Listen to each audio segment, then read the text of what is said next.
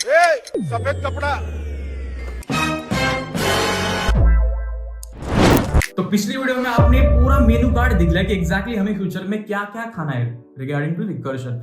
But सबसे important बात ये है कि यार कुछ खाने से पहले कुछ बनाना पड़ेगा, राइट? तो उस सारी प्रक्रिया को, उस भोजन को बनाने के लिए कुछ इंग्रेडिएंट्स तो लगेंगे, कुछ आइटम्स तो लगेंगे जिन्हें हमें पहले प्रिपेयर करना होगा, तब जाके हमें एक डिलीशियस आइटम खाने को मिलेगा।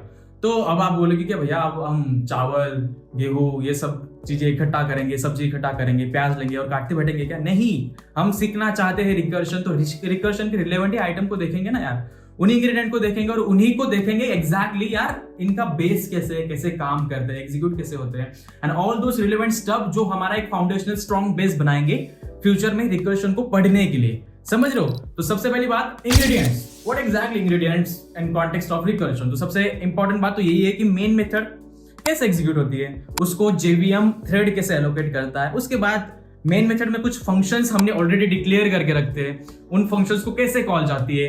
नाउ जैसे ही कॉल जाती है तो स्टैक, मतलब कि एक हीप मेमोरी होती है, एक स्टैक मेमोरी होती है, स्टैक में एक अलग एरिया उनको एलोकेट किया जाता है, वहां पे सिक्वेंशियल मैनर में वो कॉल कैसे रिकर्सिव, अगर कॉल रिकर्सिव है देन डेफिनेटली उनका मैनर और एग्जीक्यूशन का जो बोलते हैं ना पैशन बहुत अलग होता है। तो कैसे एग्जीक्यूट होते हैं, स्टैक में कैसे आते हैं, कैसे बाहर निकलते हैं, क्या रिटर्न करते हैं, डेटा टाइप्स, लोकल वेरिएबल्स कैसे काम करते हैं, all those things, these are the foundational training आप समझ लो, जो कि आपको समझना बहुत ज्यादा इंपॉर्टेंट है। तो सबसे ये वीडियो मैं तो कहूंगा इंपॉर्टेंट है, all of those rest of all of the videos we will gonna create in future. तो लेट्स स्टार्ट दिस वीडियो। सबसे पहली बात, हम सीखेंगे जावा। तो यार भैया ऐसा क्या बोल रहे हो, अगर रिकर्शन करना है तो जावा तो सीखना ही होगा ना, तो पूरी जावा नहीं देखेंगे यार, एग्जैक्टली फंक्शन रिलेवेंट कैसे एग्जीक्यूशन होता है वही देखेंगे, राइट? जो कि आपके लिए इंपॉर्टेंट है। तो अभी तक हमने जावा में मेन मेथड देखी है, क्लास देखी है, जो कि हम पब्लिक क्लास क्रिएट करते हैं, उसी नाम से हम फाइल बनाते हैं, राइट? तो ये सब हमने देखा है, बट एग्जैक्टली इसका मीनिंग क्या है आज जो बताऊंगा वो सीक्रेट है, जो कुछ कम लोगों को मालूम होगा। तो चलिए देखते हैं एग्जैक्टली सीन क्या होता है। जैसे हम किसी पर्टिकुलर नेम से क्लास बनाते हैं, right? Like let's suppose Ashish dot जावा, ये मैंने बना लिया, उसमें मैंने एक मेन मेथड बनाई। तो जैसे मैं मेन मेथड बनाऊंगा ना, VS कोड या फिर किसी भी कोड आईडी को ले लो, जैसे मैं मेन मेथड बनाऊंगा उस फाइल में सबसे पहले जेवीएम का काम क्या है? मेमोरी मैनेज करना, थ्रेड एलोकेट करना, और मोस्ट इंपॉर्टेंट बात, जो जावा फाइल हम बनाते हैं उसके बाइट कोड को ट्रांसलेट करना। जेवीएम का काम क्या है? बाइट कोड को ट्रांसलेट करना। इसका मतलब क्या?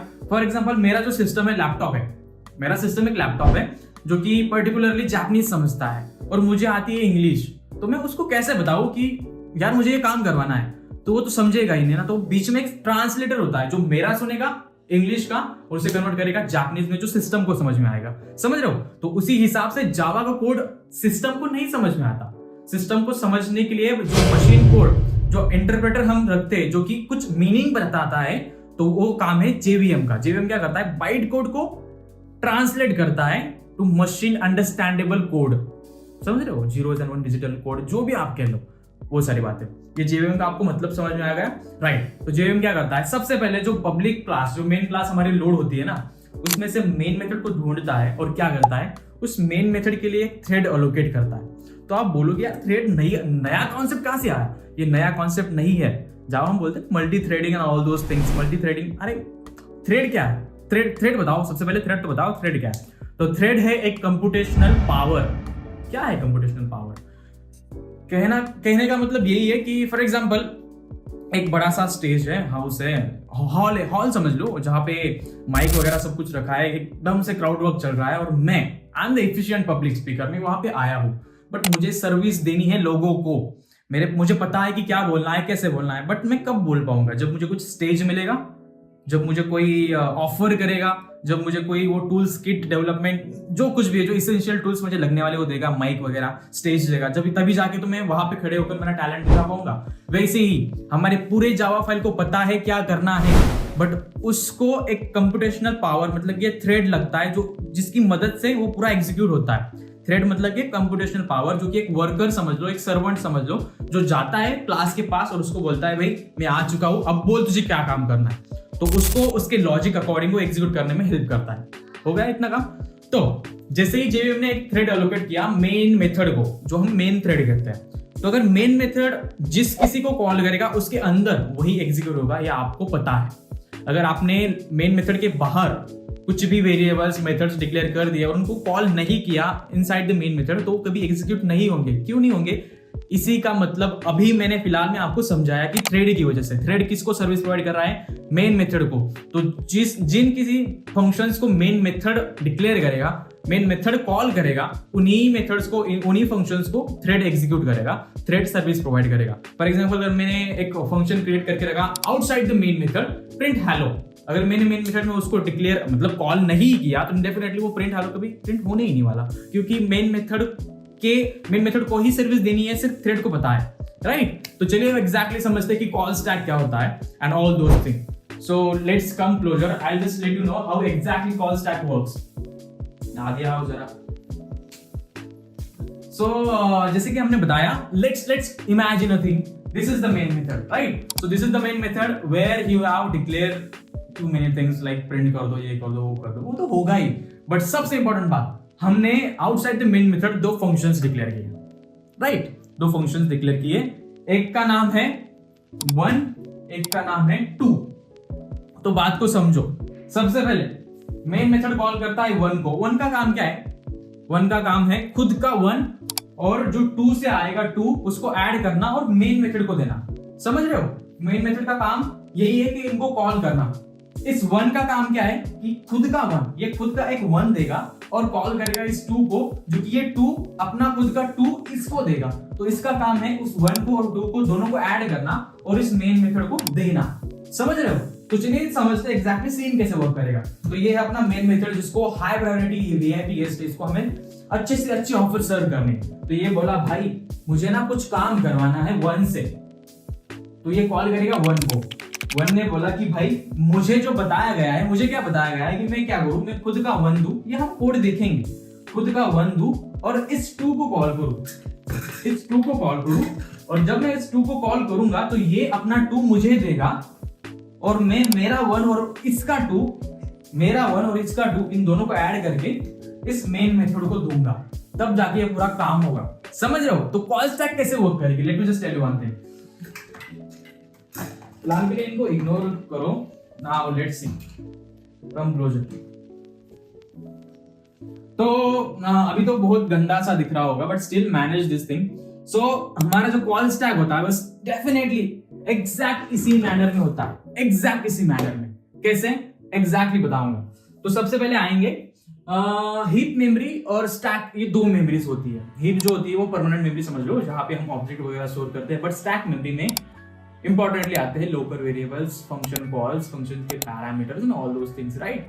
तो हमने क्या किया, मेन मेथड ने कॉल किया 1 को। 1 ने बोला यार मैं मेरा 1 तो दूंगा ही, बट डेफिनेटली 2 को कॉल करके उससे 2 वापस लूंगा और दोनों को ऐड करके मेन को दूंगा, क्योंकि मेन को यही चाहिए। तो होगा क्या स्टैक में? सबसे पहले ये पूरा स्टैक है, तो यहाँ पे मेन मेथड आई। सबसे पहले जैसे main method I, main method ने क्या किया, मेन मेथड यहाँ पे आ गई। Let's suppose this is the main method, right? इस मेन मेथड ने क्या किया, 1 को कॉल किया, इस 1 को कॉल किया। जैसे ही इसने 1 को कॉल किया, 1 यहाँ पे आया, 1 ने अपना 1 प्लस कर दिया और क्या बोला कि 2 को कॉल करना है, जब 2 देगा तब मैं दोनों को ऐड करके इस मेन को दूंगी, राइट? तो इसने क्या किया, यहाँ पे वेट किया। इसकी डेफिनेशन क्या होगी? सिंपल देख लो कि 1 हमने 1 डिक्लेयर कर दिया और उसके अंदर हमने लिखा a is equals to 1 और बाद में लिखा b is equals to 2 के फंक्शन को कॉल किया। जैसे हमने 2 के फंक्शन को कॉल किया, तब बाद में हम रिटर्न करने वाले a plus b, तो ये रिटर्न करने वाला है a plus b to the main, but यहाँ पे a की वैल्यू है 1 और b की वैल्यू है 2। 2 मतलब कि 2 इंटीजर 2 नहीं है, ये जो मेथड हमने डिक्लेयर करके रखी है ना 2, जो 2 रिटर्न करने वाला है उसका नाम हमने यहाँ पे दे दिया। तो जैसे हमने यहाँ पे a फंक्शन कॉल किया, तो ये डेफिनेटली क्या करेगा, 2 को कॉल करेगा। तो 2 क्या करेगा, 2 इस अगले वाले स्टैक फ्रेम में आ जाएगा और ये क्या बोलेगा कि भाई मुझे किसी ने तो कॉल किया है, he doesn't know who called him। तो ये क्या बोलेगा कि मुझे किसी ने तो कॉल किया है, I have to definitely execute my work। तो ये क्या बोलेगा कि मेरा काम यही है कि रिटर्न 2। तो ये क्या करेगा, 2 रिटर्न करेगा। कहां? जहां पे इसे कॉल किया गया होगा। इसे कॉल कहां किया गया था, यहाँ पे।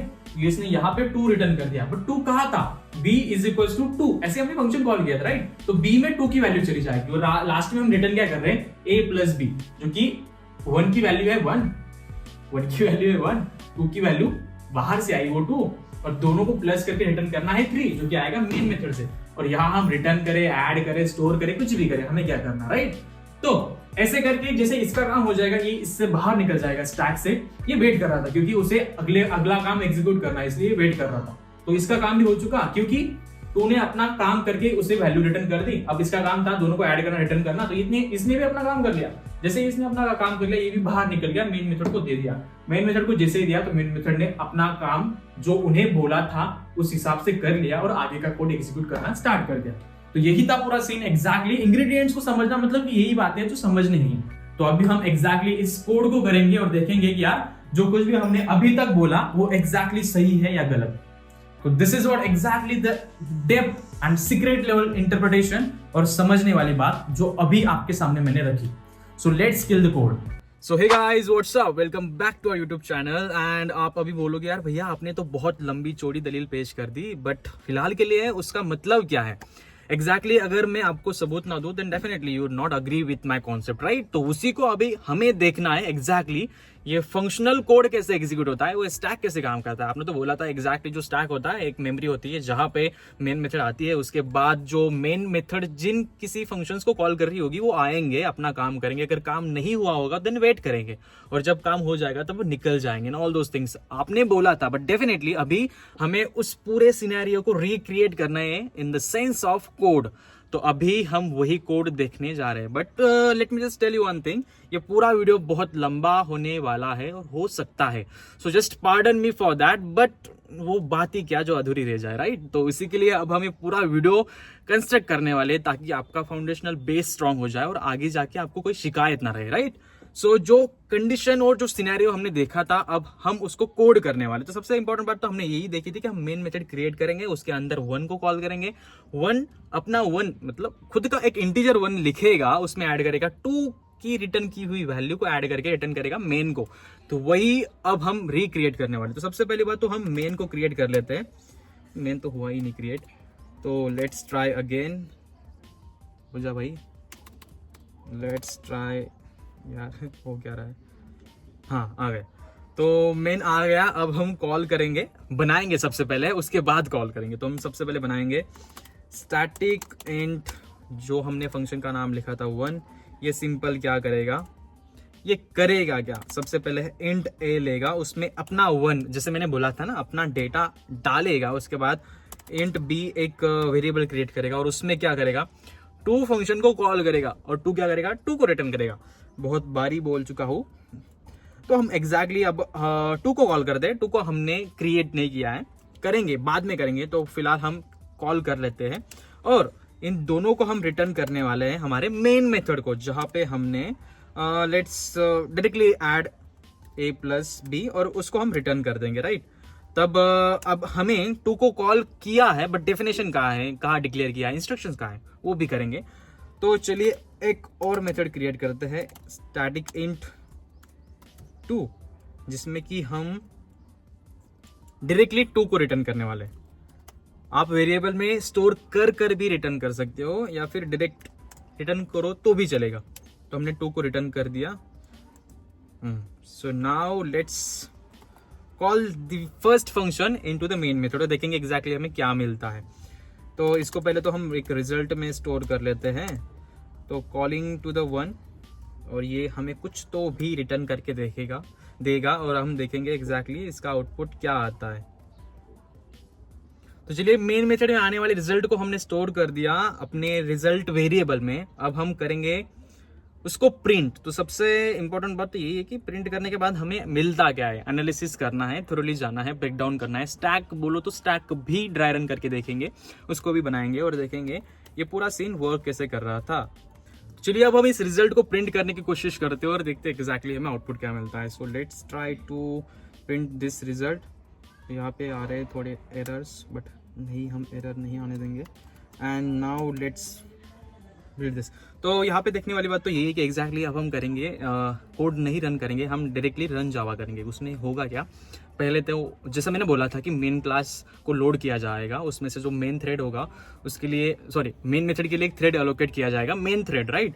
और उसके बाद की प्रोसेस मैंने जैसे बताया था कि जो कंप्यूटेशनल पावर होती है, जो एग्जीक्यूशन कॉस्ट होती है सीपीयू की, वो मेन मेथड को दी जाती है ताकि वो अपना काम कर सके। सो लेट्स रन जावा और देखेंगे एग्जैक्टली हमें as it is launching main class. तो यही मैं आपको बताना चाहता था। अब ये करेगा डिबग बाइट कोड, JUML उस बाइट कोड को ट्रांसलेट करेगा and you can see the output. तो हमें आ गया आउटपुट 3। तब हम करेंगे क्या, डेफिनेटली हम समझेंगे कि कॉल कैसे एग्जीक्यूट हो रहा है, सीक्वेंस क्या है। तो हम क्या करेंगे, एक प्रिंटिंग स्टेटमेंट लगा देते हैं सभी फंक्शंस में, ताकि हमें पता चले कि कौन कब किस मेथड को कॉल जा रही है और कैसे एग्जीक्यूट हो रहा है। तो सबसे पहले हम मेन में क्या करते हैं, यहाँ पे एक प्रिंटिंग स्टेटमेंट लगाते हैं।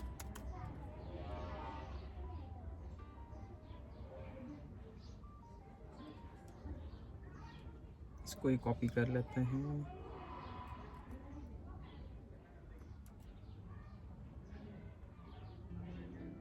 तो यहाँ पे हम डालेंगे मेन कॉलिंग, राइट। तो अब हम इस मेन कॉलिंग इसको तीनों फंक्शंस में, या हम कह सकते हैं रेस्ट ऑफ 2 फंक्शंस में ऐड करेंगे, ताकि हमें पता चले कि एग्जैक्टली किस फंक्शन को कब कॉल जा रही है। 1 को कॉल आ गया, उसके बाद हम करेंगे 2 को कॉल, जहां हम लिखेंगे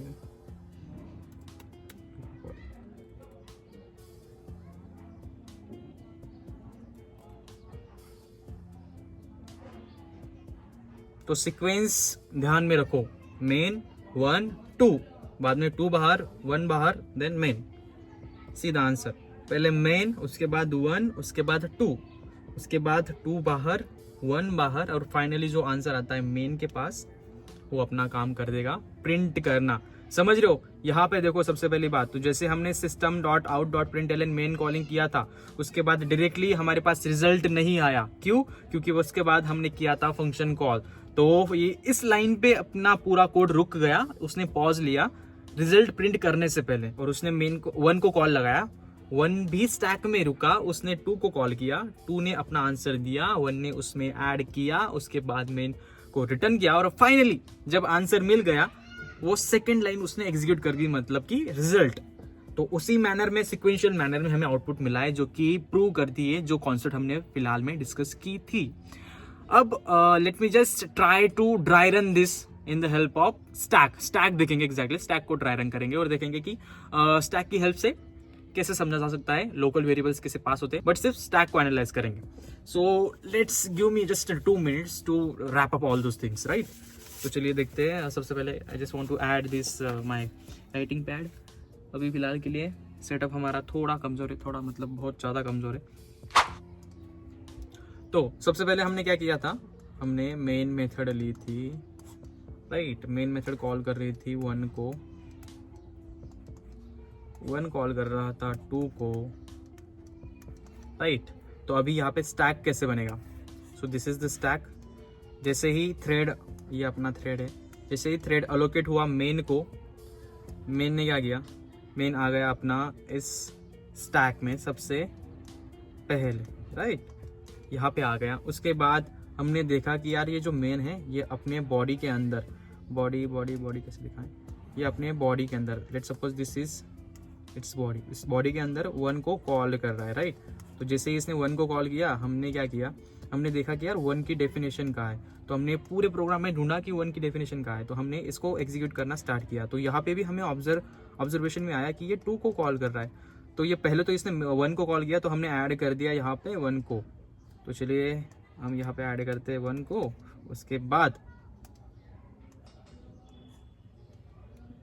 उसके बाद हमने देखा कि ये कर रहा है कॉल 2 को, तो हम डेफिनेटली गए 2 के डेफिनेशन में, 2 की डेफिनेशन देखी, 2 को जैसे ही कॉल गया 2 डेफिनेटली ऐड होगा स्टैक में, किसके ऊपर, इस 1 के ऊपर। तो हमने इसको ऐड कर दिया, राइट। और अभी हम इसका काम एग्जीक्यूट करेंगे। ये क्या बोल रहा है, मुझे सिंपल सिर्फ रिटर्न करना है 2। जैसे ही इसने 2 रिटर्न किया, इसका काम खत्म। काम खत्म कहने का मतलब क्या है, इस पूरे फंक्शन में और कुछ कोड बचा है जो कि अभी एग्जीक्यूट नहीं हुआ है। अगर वो बचा है तो काम पूरा करो, अगर नहीं देन रैप अप करो, उसको बाहर निकालो। तो ये जैसे ही इसने बोला रिटर्न टू रेस्ट ऑफ, यहाँ पे कुछ काम ही नहीं है, कुछ काम करने को बचा ही नहीं, तो ये क्या करेगा, इस पूरे स्टैक से बाहर निकल जाएगा, वाइंड अप हो जाएगा और क्या करेगा, और सिंपली जाएगा पिछले वाले कॉल में, राइट। यहाँ पे जाएगा 1 बोलेगा कि अब मेरा बचा काम मैं करूंगा और काम होने के बाद ही इस पूरे स्टैक से बाहर निकलूंगा। तो इसने बोला कि यार मेरा काम था इस 2 से आई हुई वैल्यू मतलब कि B और मेरा खुद का A था जिसमें मैंने 1 डाला था, इन दोनों को रिटर्न करना, A प्लस B को रिटर्न करना, राइट। जिससे ही इसका काम पूरा हुआ, ये बोला कि अब मैं भी बाहर निकलूंगा और जाऊंगा अपने पिछले वाले कॉल पे। जैसे मेन की तरफ आए तो मेन ने अपना पूरा सामान यहाँ इस रिजल्ट में, मतलब कि जो भी वैल्यू 1 से आई थी वो पूरा डेटा स्टोर किया रिजल्ट में और लास्ट में इसको कर दिया print. This is how exactly all this stack works. So I hope you understand the every single step and single second of this video. So if you like this video, then just do a beautiful comment and leave rest of thing up to you, right? And just wait for the next video. अगली video में हम definitely और ज़्यादा depth से problem solving की तरफ बढ़ेंगे और अगली वीडियो से हम स्टार्ट करेंगे एग्जैक्ट ग्राउंड लेवल पे रिकर्शन के प्रॉब्लम सॉल्विंग। ये था पूरा फाउंडेशनल बेस जो आपको समझना बहुत ज़्यादा इंपॉर्टेंट था ताकि फ्यूचर में कभी रिवाइज करने की ज़रूरत ना पड़े। So just wrap up this lecture here and we are gonna kill the exact problems in the next videos.